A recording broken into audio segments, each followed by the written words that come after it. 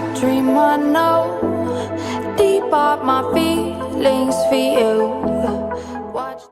Hello reality viewers, welcome back again to Reality Latest Gist, the home of news and politics.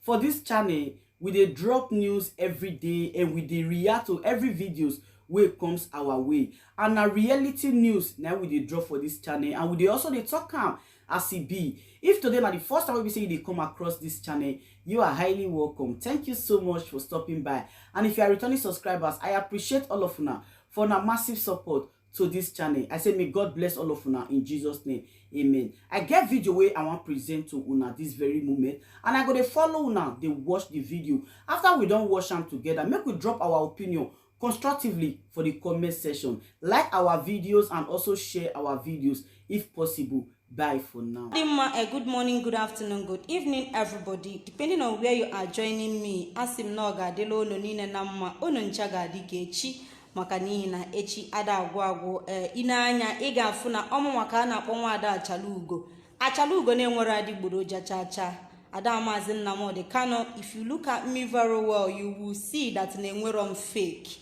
Ịghọtago, udo dịrị each and every one of you. Okay, Tochukwu Akụbụ, you have shared the video. Ndewo Maazị. Biko someone no ebe na-ajụ m what is the update. The update, why you guys are busy gossiping. How can you know the updates? Who no do busy now gossip around? You see from here, maje here, see from here, maje there. Ina amigari without no direction. If you're gonna agwa will follow who no road, ina agbagale. Ke ihe na agbagalele, ina aju updates while you don't want to do the needful. Look at you people. Nekunu si eruge. Unu na amigari ihe na-emebi. Maazị Nnamdi Kanu pụta na you don't know. Ọ pụta you don't know. Ọ ifuchata ha nwa ada achaluge gbalụ bịa ka ịmalụ nke ọ ga-ekwu. I want to clear this now, Bikonu, please. Let me clear this now. I as an animal comment to some of you these days. Hey, IPOB, you guys have turned this struggle into caricature. Look, point of correction. Where caricature at on the struggle too. IPOB, they are not in peace now. They have divided. Nothing is working again. IPOB, we are in peace, not on social media. Like I told you guys before, IPOB and on social media. We are not on social media to restore. We are not restoring Biafra on Facebook. Anyị ada agbapụta Maazị Nnamdi Kanu na Facebook or Maazị Nnamdi Kanu apụtago ọbụrụ na Facebook. No be for Facebook. So siba na weba na ala. Ọkwa a na-edu unu na-eduju na ebe a na-eduju unu. The update na ịmarọ. Ị na-eche onye ọ ga-esi n'ọnụ ya pụta. Ịma ha nke na-eme eme na you don't know. And I am not ready to tell you.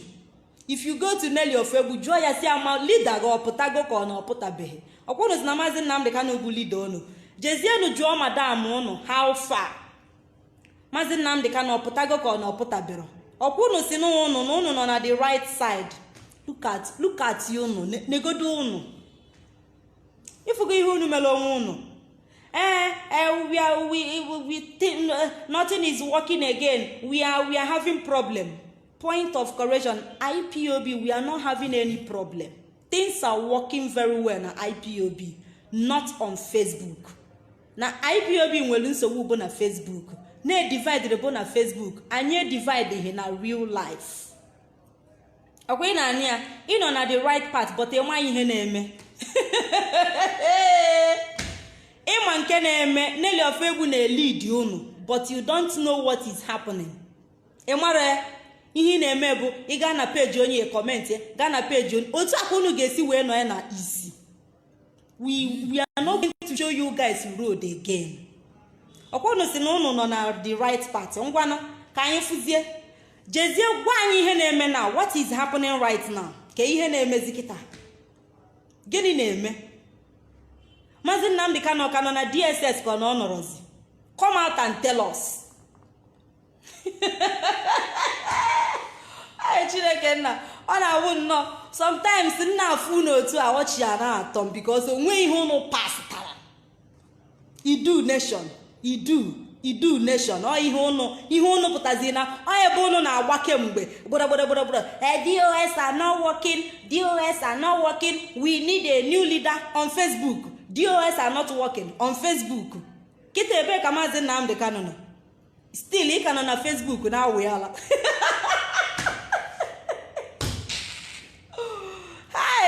onye aghọgburu bụ onye agbalụ. Very soon Maazị Nnamdi Kanu ga-apụta ma unu ncha adres then ọ bụrụ na okwu bụ okwu ka nwa afụ anybody ga-abịa na my inbox kọwawa onwe si Nwada Achalugo gegodo ntị, you are my sister, you are doing a wonderful job, Chineke gọzie egwu otore wee gbagbuo nne gị that very day. ị gbado bịa na my inbox ka ị kọwaa onwe gị ka ị bịa gwa m how evil Nelly Ofegbu dị, how evil Nelly Ofegbu melugo, how otu Nelly Ofegbu si wee manipulate egwu otore wee gbagbuo that your Nelly Ofegbu. ị nwa ya anwa bịa ịkọwa because ị ya akọwa soon. unu nọ na the right path, right? Gịnị na-eme ka ihe na-eme? Can somebody type on a comment section na gwa Nwada Achalugo ihe na-eme na tell me here ka mmadụ ka azin ka mfu ya ka mmadụ ndị otu m type ọlụ m ihe nọ on ground kịta, let us see it. Idu nation. So ebe a ka unu gbaga kemgbe ihe abụ the plan, ihe abụ ihe ọwụ unu ji. The reason why DOS are not working or Idu nation na onye mere that na DOS anaghị alụ ọrụ because of Idu nation. You should have come out since bịa si anyị that na as in no Idu nation ka ị chọrọ. Ọgwa Maazị Nnamdi Kanu nọ since Nelly Ofegbu apụtaghị gwa Maazị Nnamdi Kanu that na ọbụrụ Biafra na Biafra abụghị our name, no Idu kingdom, Idu nation, no ya bụ our name. Ọ bụrụzie mgbe ekidnapụrụ Maazị Nnamdi Kanu ka Nelly Ofegbu pụtazielu wee cheta onwe wee marụzie no Idu kingdom ka ha nwa bụ na ọbụrụzi Biafra. Ọ nọ na Idu kingdom, ọ bụ onye Idu kingdom but ọ ka bụ asset recovery na IPOB. If you go how confused. What is IPOB still doing na n'ebe Nelly Ofegbu nọ? Kedu ihe ọ ka ji akpọ that name IPOB? What is the full meaning of IPOB? Indigenous people of Biafra. Ọ ka li change to indigenous people of Idu nation or Idu kingdom. You know, na the right party. Can somebody tell me what is happening now? Gwana m ebe onye ndu nọ. Let me see. Tell me, can somebody tell me? Look at unu. I'm put the other day. And I say that na ejikwere me nke a. That na onye nke nọ na the right path. Na ndị nke ọzọ anọrọ na that na ọ ga-adụ hard for people to believe. Ọ ga-adị hard. Ịma that na ibu Idu kingdom. Ime ikwuhie n'ihu Maazị. Ọ bụrụzie as in nazi otu ọnọ ha around wee kwubezie ya n'azị ya. But I thank God na kita na ihe niile adịgo normal. Ị ga-apụtazi ekwuzie n'ihu ya na. You will come out either tomorrow or next ka ikwuzie n'ihu Maazị. No Idu kingdoms bụzi the right name for ụmụazị anyanwụ. Iflasiri a unu ga-afụ isi. Iflasiri unu na-agba unu ga-afụ isi ya. Ọkwa unu si na aghọrị anyị ngwanụ DOS a na-akwụ ha ụgwọ na Facebook. DOS, they cannot lead. Maazị Chike Edoziem and Maazị Chinasa Nworu, they are the problem we are having na Facebook, not real life. Maazị Nnamdi Kanu's family, they are the problem we are having na Facebook. All these things, sir. Our leader must come out. Our leader must come out. We must make sure that our leader comes out. Na Facebook, ọkwa na Facebook ka ihe a niile na-eme. Onwekwa nke dị real. Onwekwa nke a na-eme after Facebook. We are Idu nation, Idu kingdom, we are people of Idu. Na Facebook, onwekwa ebe ha nwere mgbọrọgwụ. Ihe a niile ifuru na Facebook. IPOB, they are having problem. They are not united again. Na Facebook. Ọkwa na Facebook ka ihe niile a na-eme. Facebook. I will expose DOS. After today's broadcast, people will stop listening to DOS. Now Facebook, they are, as I'm speaking to you people now, they are still listening to DOS. Ebe na emepelu Biafra TV, ne ha heje ba ha mwakone na cause havoc. All their own thing. the way they are fighting to release ichi ha na aka ha ọkwa na Facebook ọ bụrụ ọkwa na real life. Look at you people. Ịnọrọ here na daze na-achịga mkpụrụ anwụ lelele mkpụrụ amụ ma ndị ike ha tara ata ike ha tara one side. Ịnọrọ na-agba asịrị ụgbọ na-aghaghị. Ị na the right party. Delu m ihe na-eme na comment section. Let me see it. Ọkwa iso anyị welu ị na fight ka i release onye du ngwagwazie me how far we have gone now. Can you type it here? If you go no unu tija, most of you tija de tija. The other one, yes, 2 days ago, Kamuna saw one person they discuss. That man on London. On a Juliano, my sister, I'm not happy. Or to the broadcast email last personal attack. Onyana Wari is an old man, a well-matured man.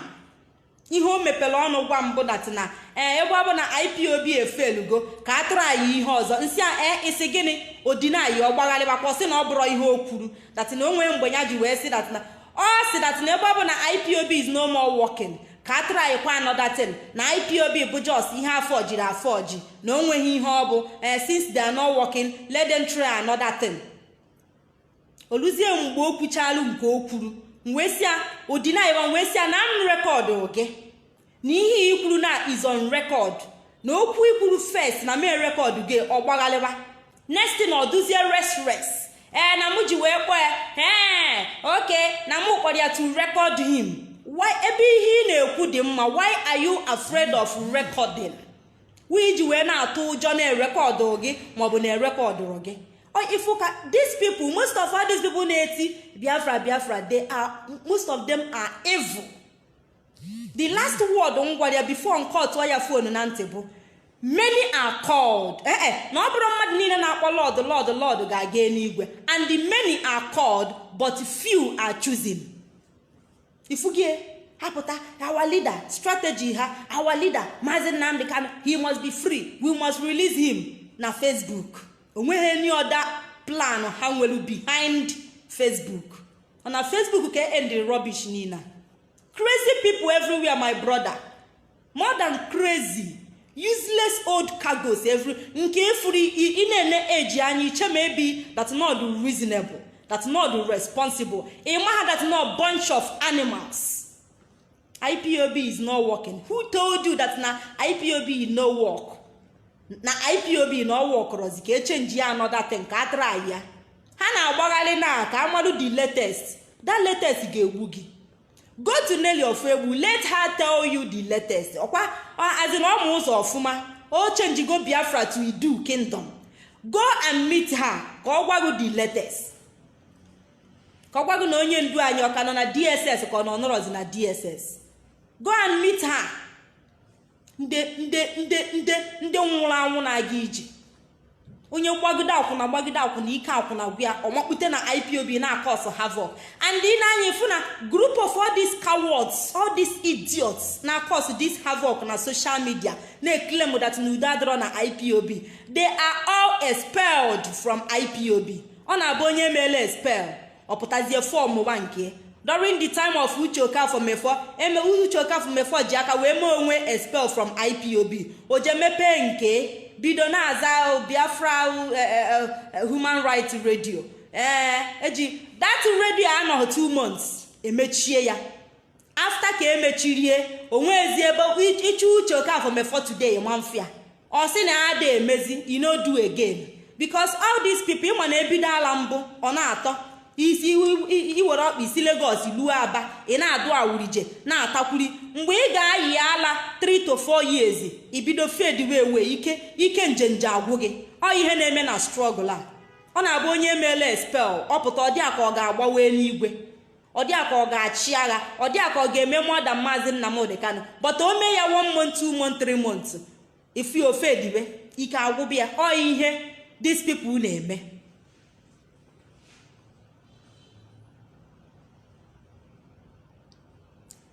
That is what they are doing.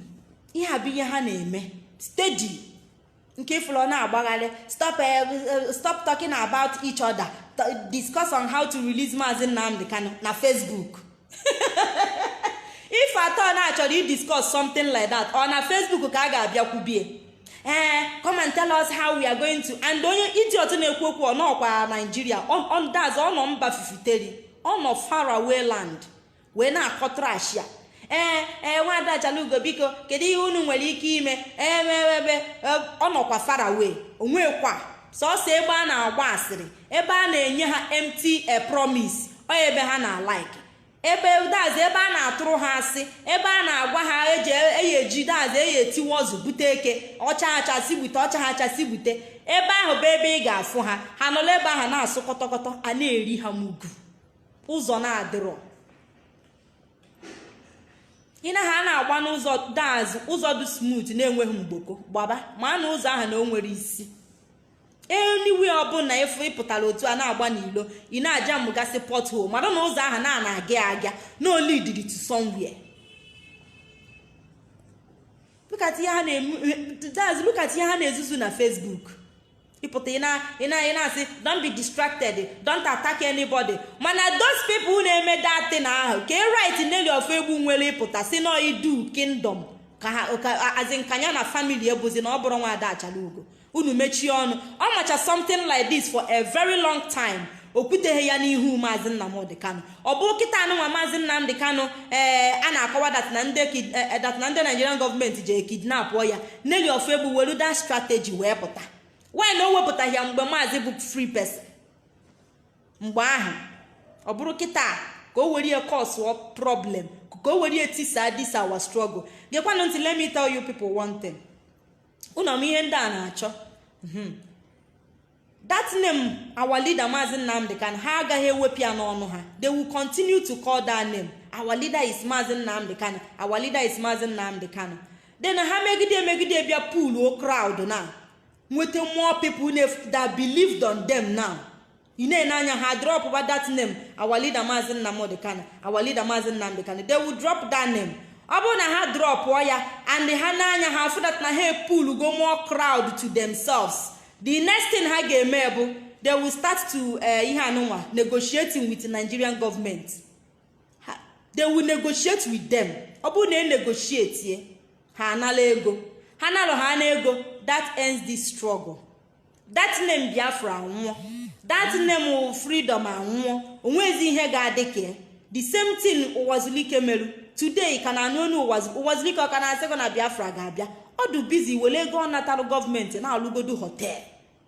So ọ ihe furu ndị a na-agbara nịkanịka, uche ha bụ na walida agaghị apụta. They think as in their own thinking but that na Maazị Nnamdi Kanu that nothing like him again, that he will not come out again. Ọ ihe furu ha na-eme ha ka ha gasasia the structure Maazị Nnamdi Kanu dobelu before ha kidnap ya. Then ọ bụrụ na ha succeed scatter ya, people follow bezie ha na DOS enweghị action, no ha nwanwela action. Then people follow bezie ha mgbe ahụ efu na ha enwe mgbọrọgwụ, gọọmenti ebidozie gwaba ha dọbazie ha ndọrọ because ha fugo that na as in na ibu leader n'ọdọkọ na-atọ ụtọ. Ha raise bugoro ndị ESN ego wee fu the amount ha generate ha wee kwechirizie chọzie ka ha dọkara nke ha dọkarazie their own ka ha wee na-erezi ego. And mind you that na ego ahụ ha rezitere all in the name of ESN, onya bụ ego eji azụ all these rats, all these e-rats anyị na social media. Ihe a bụ the money ha ji wee na-azụ all these people. You can imagine ndị si na ha bụ Idu nation, Idu kingdom wee wele ego n'isi ụtụtụ a wee na-egobi people. Ka ọ dịghị ka that nation ọ ga stand na this early morning ka ejirigolo ego na bribe people. How much more ọ bụ na the nation mechaa bịa, ịma na they will be as corrupt as in ha ga-adụ more than corrupt than Nigeria. They will be corrupt more than Nigeria. People jigolo ego zụba people na-azụ their followers, na-azụ people to as in to support them. How many of you today ka Maazị Nnamdi Kanu ji ego wee zụ but you are supporting him? How many of you? What is the update? Jeje only of Egbu the update. As for me, enwannu ya n'ọnụ m. Taa bụ taa. Ọkwa unu ma nke na-eme, unu nọ na the right path. All the whole places unu si anọta information e close gị. let me see how ị ga-esi wepụta again macha ka m fụ otu ị ga-esi pụta na adowa alụ. Let me see it ka m fụ kenie otu ị ga-esi pụtazi again na amachagharị.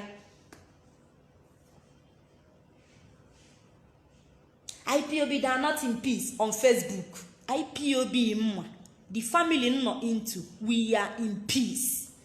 Anyị not at peace. Onweghị anything like division n'ime anyị. On a Facebook, ka ị ga na afford this fallacy or this rubbish. They are not in peace. They have finally divided in a Facebook.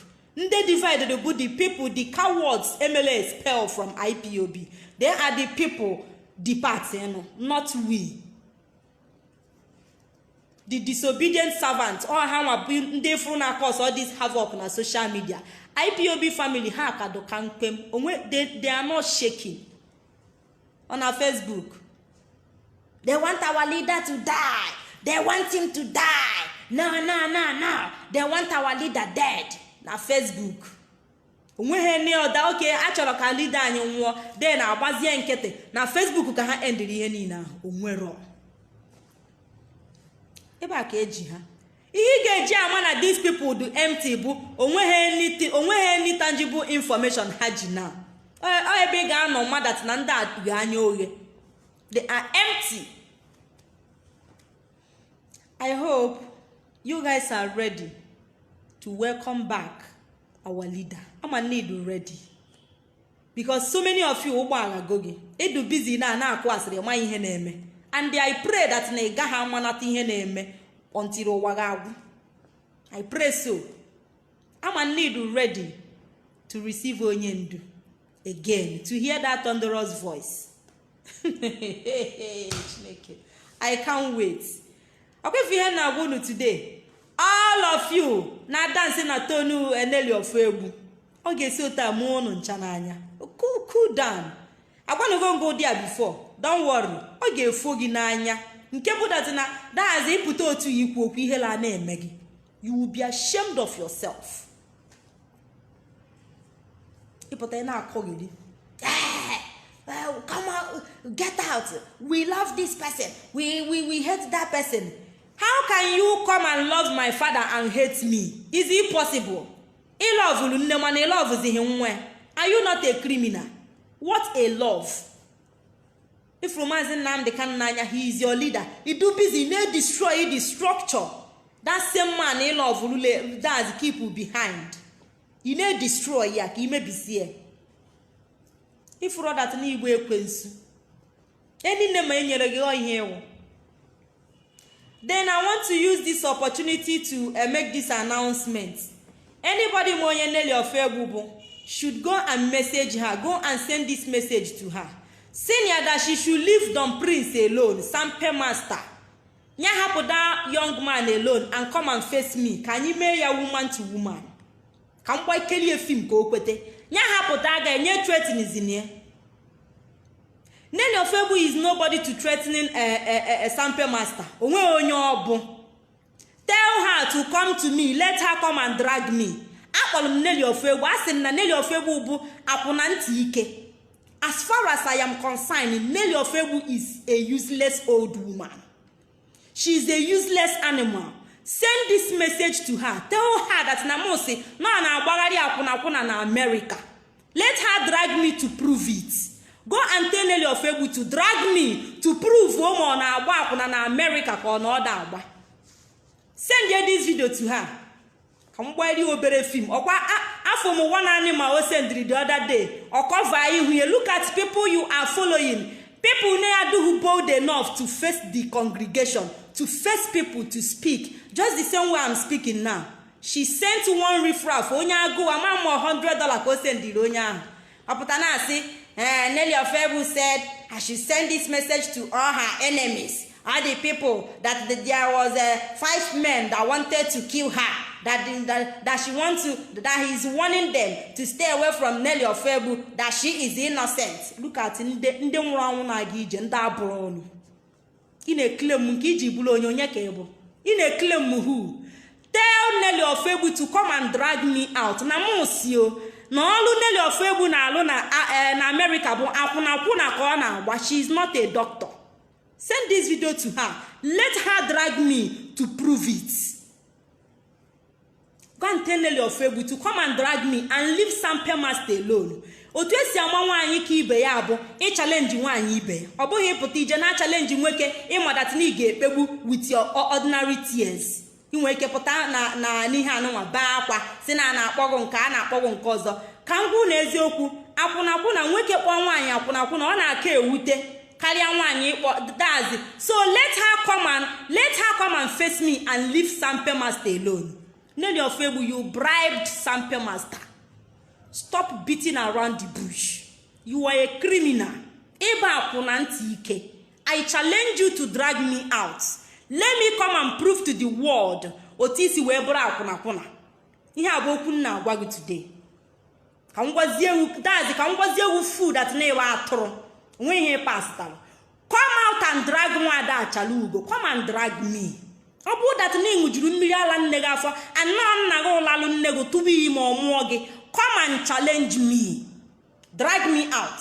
Let me prove to the world otisi wee bụrụ akwụnakwụna. Ka m kwali gị obele film na dazi ka m tupe gị obere azụ ka ikwete. Ọ bụrụ ihe ị na-anwachagala ịfụ small boy dazi clitoris ga-ekenite. Come and challenge me ka m bie gị ugwu ahụ na-ebiri ọgụ mma ebigie. Abụrụ m ndị ga-abụ ha chee ịgwa gị okwu ha na-ete ya ude. Nelly Ofegbu, you are a prostitute. Onwe otu esi compare gị with ordinary women. Ụmụ nwaanyị ịfụ na-agagharị nọ akwụna nke ga enweghị dazi onwe ha atọ. Ị na-achịgharị ute around all the whole America. Ịlapịa na ndị ọcha lapịa ndị ojii. Come out and drag me. Let me come and prove it. You are a coward. You are a complete coward. I saw so many of you advising me, stop calling your fellow woman Ashawo. Anybody get there again, if you dare come to my inbox to advise me on how to talk or who to call Ashawo and who not to call Ashawo, if you try that again, stay away from me and abstain from my inbox. If you don't have anything to tell me, you fuck to hell. Laludi bawakomo. Nelly Ofegbu, you remain akunapuna. People that are following you, I pity them. Ebu akuna. Akuna nkamarota gesi eme. You keep fucking around. America Miss Road. Oyebo. Amugu n'ime village, n'ime bush. Iluzia America, odego ko ogo land ocha niile, ilana ndocha niile, land oji niile. Nelly Ofegbu, I want you to come out and drag me. Let me come out and prove to the world who you are. Let me come out. I want you to drag me. Leave Sampe Master alone. Come and drag me. Come and drag me. Queen of Idu Kingdom. Akwụna. Look at you. Onye lileli ụmụ nwoke ka ị ga na-amaja ka bịa maja m ka nyego mbada ọsọ ka ịma na m ada asị ndo ị na-apụ ala agadi nwaanyị. Look at old cargo agadi ekwenka ị na-ekeretiri anyị Idu nation Idu kingdom. Ihe ị na-agbaghalili ever since emeghu expel from IPOB. Ihe anụnwa ka your grandmaster sendere go ị na-apịkọ ya na-achọ otu ị ga-esi wee mee ya execute. Imego execute now. Ngwa relax zie. Let us see how Idu kingdom will roll. Chineke mekwe ebere nya last ya. Ka anyị fụ ka ọ ga-esi a last. Akwụna. Ị na-amaja. Look at you. Come out and speak. Come mmadụ ka ịbụ. Pụta kwuo okwu. Challenge a Sampe Master. Ọ bụghị ị na-edejusi ebe niile. Idiot. Ị na-amanyagharị. Look at you. Agadi nwaanyị na-enweghị ike dazi na-akpọ kwala onwe ugwu every time ọpụta na Facebook na-alagharị ọhụ. Ifu nwoke nke ise you are busy using Calabar boy, Akwa Ibom boy, nsi maka si no nsijo. You are busy using him. Come out and use nwa afọ Igbo. Nwatakịrị nwa afọ Igbo. Nelly Ofegbu bịa use nwa afọ Igbo. I want you to drag me. I'm challenging you today. Nelly Ofegbu, I challenge you to drag me out. I challenge you to drag me out. That's the I challenge you. Come out. come out and drag me, come and challenge me. Nelly Ofegbu, I challenge you to come and drag me out. Come on, I will make a woman to woman. Come kowalo wani notice ya wabuna. Come and tell me to prove it. I am ready to prove it. Nelly Ofegbu, I challenge you today, bu Sunday. Come and drag me out. Kapoto wani huefi. Leave Sampe Master alone. Face wada chalugo. As a neighbor akuna. Akuna kebo and ichute. Curse be unto you, whosoever that will come to my inbox or comment on my page, say more that I should stop calling my fellow woman Ashawo. You will die a miserable death. Next time, if you open that your mouth and will put your phone or type, if that you will never know it. You don't have any right to tell me what to tell Nelly Ofegbu or what to call her. Akuna call because obu na obura akuna. Oga ha laludi batana Biafra struggle. Eladi nwe limit. Enwe limit eladi. Obura no dia.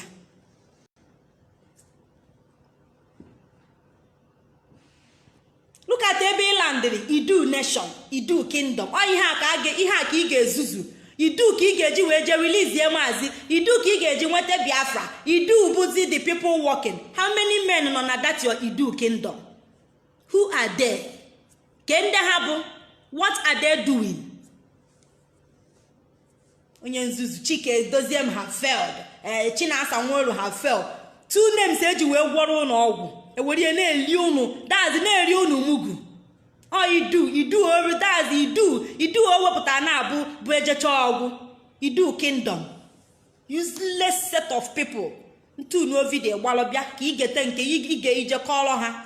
Kita aka unu ga-afụ nke tọrọ fada. Ọkwa unu nọ na the right path. Ka ifuzi onye ga-achị ọchịla. Let us see how it will go. Can you watch ya?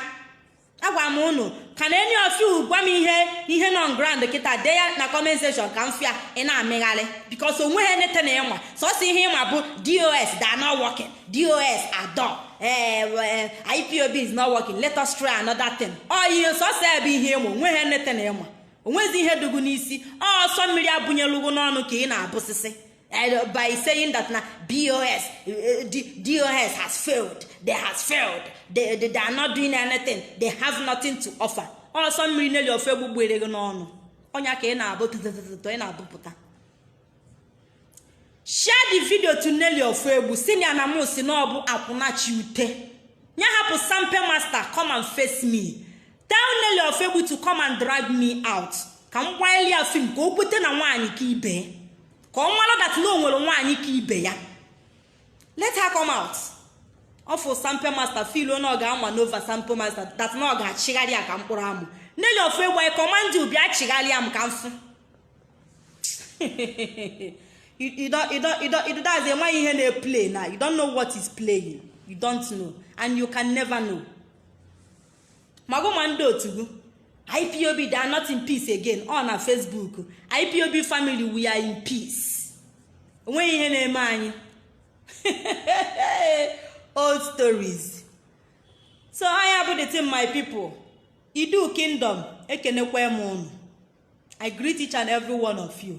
Ndị Idu kingdom, Idu kingdom. Onya ka eji amagharị kemgbe. Onya ka eji wee betray maazi. Maka Idu kingdom ka Nelly Ofegbu ji wee lalụ maazi Nnamdi Kanu nye n'aka ndị ilo. Kpotokpoto ga-agwa n'ihu efi. Ọkwụ na afụ kpotokpoto aga-ama the people na-ekwezi. Aga-ama onye ahụ lalụ maazi Nnamdi Kanu nye. Nelly Ofegbu paid the Nigerian government. She paid them to kill maazi Nnamdi Kanu ka ha hapụ ịchọpụta na onye nwa meli ihe a. Nya ka o jizi eme ihe esemokwu ọ ga-abụzi maazi Nnamdi Kanu pụtazie ka nya na-enwebezie data okwu plan Nelly Ofegbu but plan ya niile efelu maazi Nnamdi Kanu kwechiri na ya agaghị anwụ na Kenya. Onya bụ problem Nelly Ofegbu nwere today. Nelly Ofegbu ịlalụ maazi Nnamdi Kanu nye n'aka ndị ilo. You cannot deny it.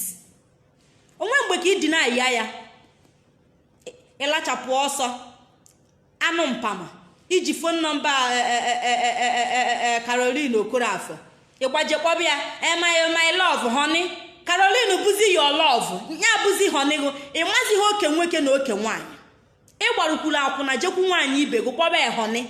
She should sign what is not our leader's signature.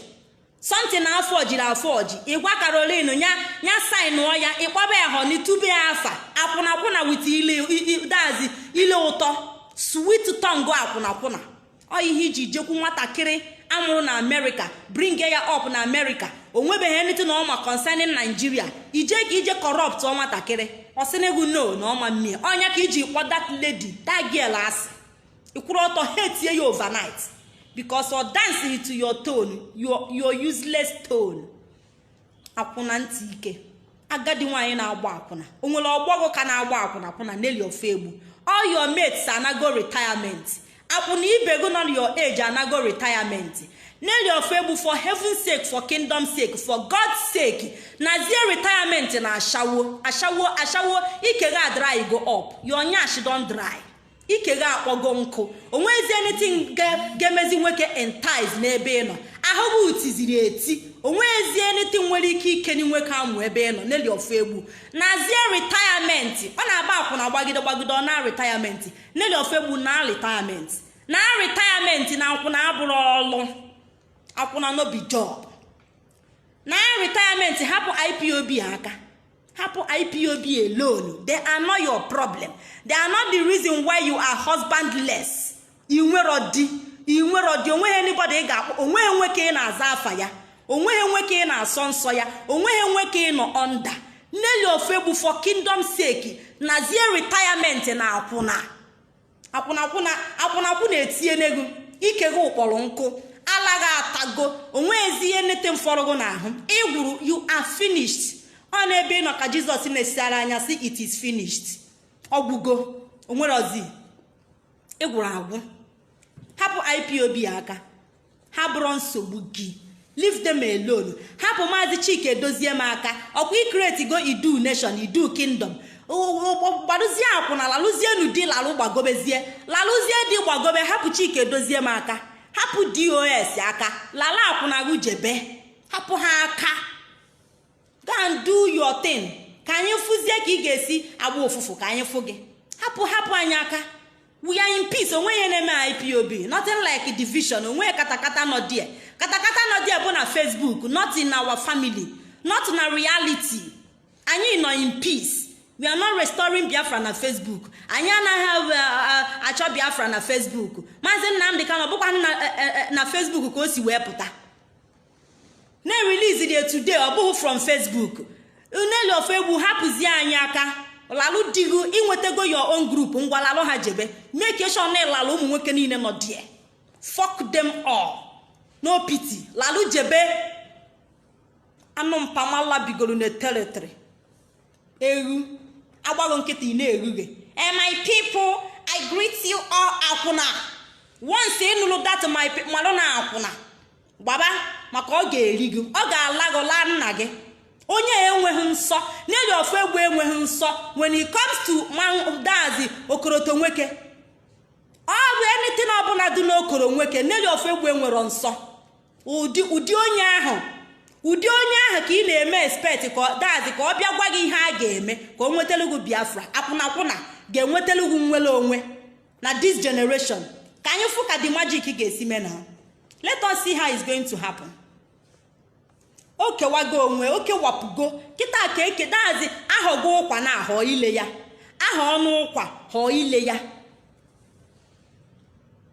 ahọ ọnụ everything idu ndị ashawo na ndị halot ọ ihe ọ bịara ịgwa anyị ọnya ka ọ na-agbara na okirikiri ka nnekwu chọrọ ihi ya kwa for a very long time na nwaanyị a na-agbagharị ọgbarije side ọgbarije oje na platform nke ọ dị akọ oje na nke a na-eme ka nnekwu chọrọ ihi ya kwa amaghị na idu kingdom na-akpụgharị ya amaghị na idu ka o bu n'obi kịta ọ vomit go the whole thing o bu n'obi. Anyị afụghị akwụna ntị ike o jide nwoke otu ome ọla ya hands down labie territory jide ụmụnna niile laa agadi nwaanyị ha otu ọnọghọ na di onweghị nwoke ọ nọ ndahim onwero nothing ịpụta isi m na onye aga na-ene anya fia kpọọ alụ kpọọ ihe ọjọọ ọma na Idu Kingdom dị ọgwabeghị ya maazị okwutebeghị o bringbeghị ya out oluzie mgbe emelie expel from IPOB Nelly Ofegbu wee cheta Idu Kingdom Idu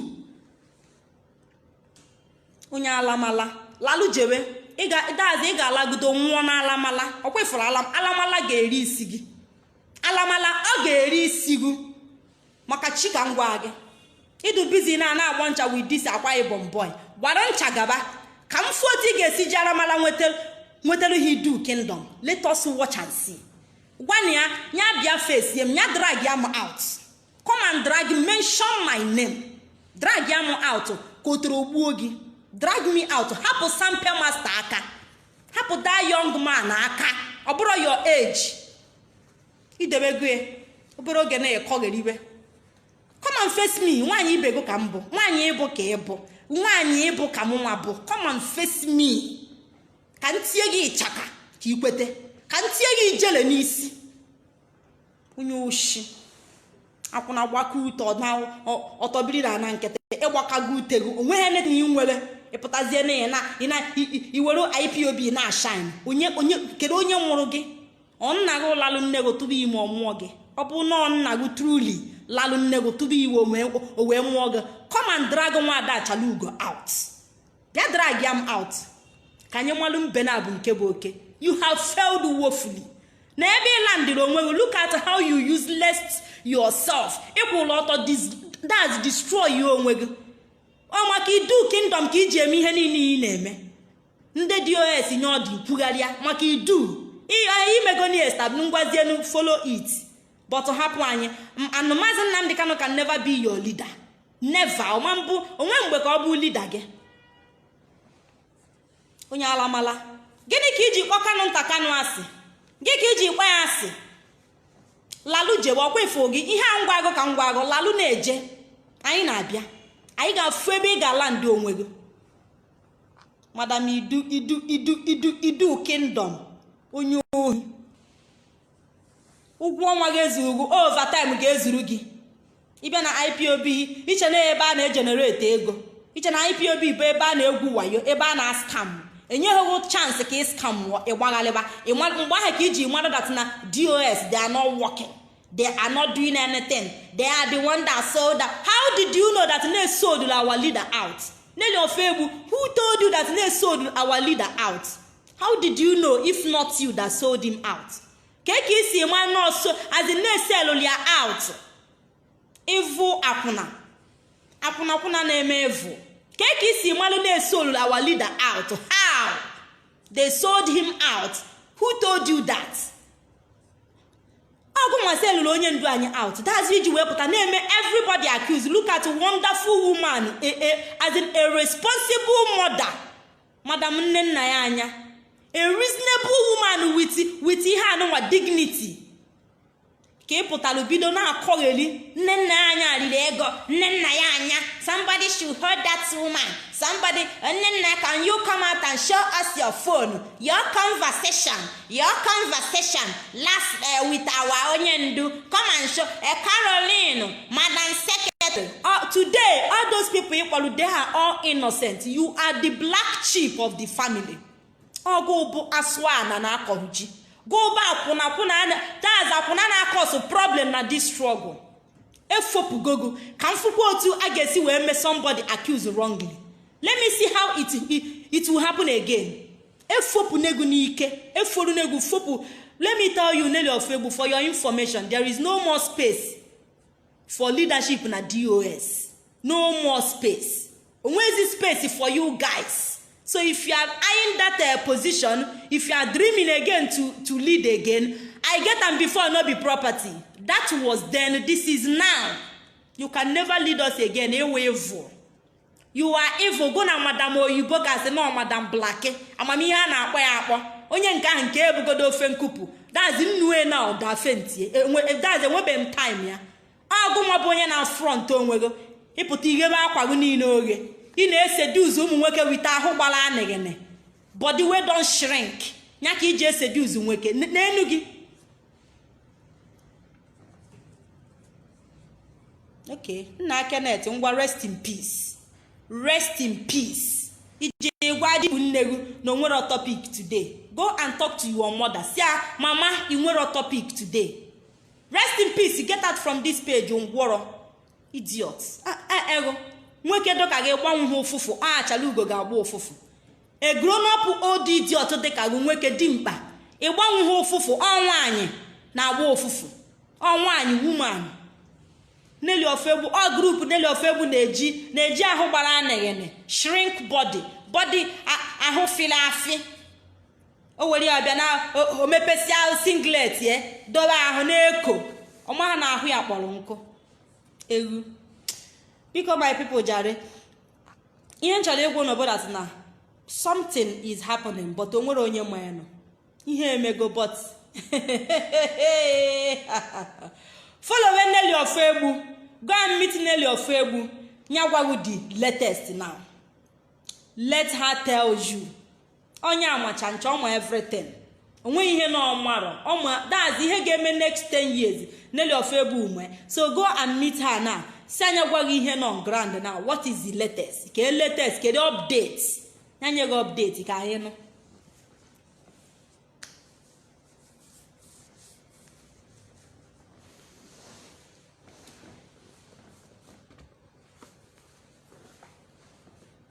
Young girl do ka me mara tina mpụta otu a daz enwe m ike isisi akwa m otu agbara ọtọ ebe niile ana daz ebe niile abụrụ sauce everywhere go be sauce ana m eme every time ana m akọva onwe na ọbụrụ agadi nwaanyị do ka gị odu mama ịpụta ighebe ahụ kpọrọ nkụ oghe ighebe everywhere oghe enegide anya agba na ahụ mmadụ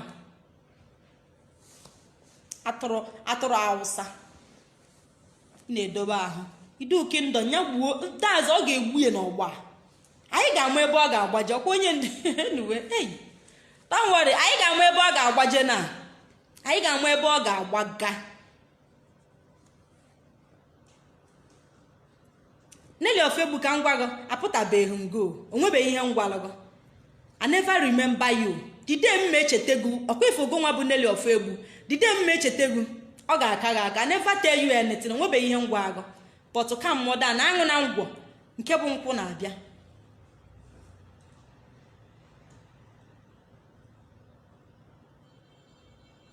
So my people ihe m chọrọ egwu no bụ IPOB anyị anaghị enwe problem. Anybody furu na anụ ọgọ na Facebook and ọ bụrụ ndị IPOB biko I'm begging you guys please. They are releasing our leader, they are releasing our leader. Na Facebook ka ha end di onwe even ha ji here cross this door. They no plan and cross that door now. Onwe plan ha ji, they are just empty. So abu ni na-follow ha, you na-follow her at your own risk.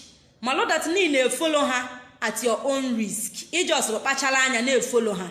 Onwere anywhere ha duga aga. Onwe ebe ọbụna ha duga aga. As for side onye ndu, that's everywhere na source. They are not leading you to anywhere. Onweghị information ha ji. Onye ndu izi ozi onweghị ozi ọ na-ezi ha. So you are just following them at your own risk. Anything you fully welu egwu ogo wayo you on your own. Ọ bụrụ IPOB gburu gị and ọ bụkwa Maazị Nnamdi Kanu gburu gị. Ịma ndị ga-egwu dị wayo. So if you are following them, be very careful. Ka hapụ ibe echi ịbịa na inbox na disturb Nwada Achalugo, you are my sister. We are one. Forget what happened yesterday. Nelly Ofegbu is evil. I am telling you today now that Nelly Ofegbu the evil. Ikwechiri. Mana tomorrow ị ga-abịazie wolo ọnụ gwa m and mgbe ahụ mee guarantee. That is what I am saying now. Mgbe ahụ I will not listen to you because ana m ha agwa ya na ọ na-efe gị efe na ntị. Nelly Ofegbu ka ọnụ ma. Don't worry until then. So all these things if you have stop fighting yourself. Don't mind them. We are not fighting ourselves. We are all in peace. When you have going on, so ahogo kwa na aho ile ya ilu kwa digo ukwa na onwe ya adere. So we move. When you have follow now. In ania, so forget let us unite. When you have unite. Onye obuna ekewago onye obuna amarugo ebe o belong. So abuni belong with Maazị Nnamdi Kanu, you know where you are going. Ịma ndị ga na-eso, ịma ndị ga na-eshare broadcast ha, ịma ndị ga na-ege ntị n'onu. Ọ bụkwa nne si na anọ idu kingdom, ịma ndị ga na-efollow. malụ ndị ga na-ege ntị n'onu anọkwa na azin ofu okwu ga agaghị adị na omenala ofu okwu ga adị na Christian na lie. You must belong somewhere. Either na join na omenala or na join the Christians. Ọ bụ na ị nweghị ike ịgbasasị ọkpa gị. No, we are not going to take that. So ị ga-ama ebe ịkwụ akwụ. Ọ bụ na ịkwụ with Idu Kingdom ịkwụrụ. Ọ bụkwa na ịkwụ with DOS na you sabi. So the choice is yours. Nke sọrọ gị welu. But ana m agwa gị today, sobe Maazị Nnamdi Kanu. Nothing like Idu Kingdom. It is not existing. It can never exist. Onwe anything melu ka o may exist. Onwe ihe do ka Idu. Onwere ebe ọ dị. Onwe ihe dị ka onye ọbụla na-apụta asị gị Idu Kingdom gbaba. Malụ na scam is a scam. Nothing like Idu Kingdom. Ọ bụrụ na Idu Kingdom dị why na Nelly of Egbu ewepụtabeghị esis onye ndu na around. Why na ọ bịabeghị gwa onye ndu. Why na onye ndu ekwubeghị okwu Idu Kingdom a. Ọ bụrụ kịta ọ bụzie mgbe emeri arrest ka Nelly of Egbu maka na emeri expel from DOS. Nelly of Egbu wee chetezie Idu Kingdom. Anyway pụtara agwa gị such thing gbaba na la ino dey exist. Ọ bụ Idu Kingdom mana ọ bụ asset recovery na IPOB. Who is she deceiving? Aka m adọrọkwe onye aghọgbukwere ka agbara ọgwụcha ya bụ ihe nna agwa unu. Please, vision is Idu Kingdom.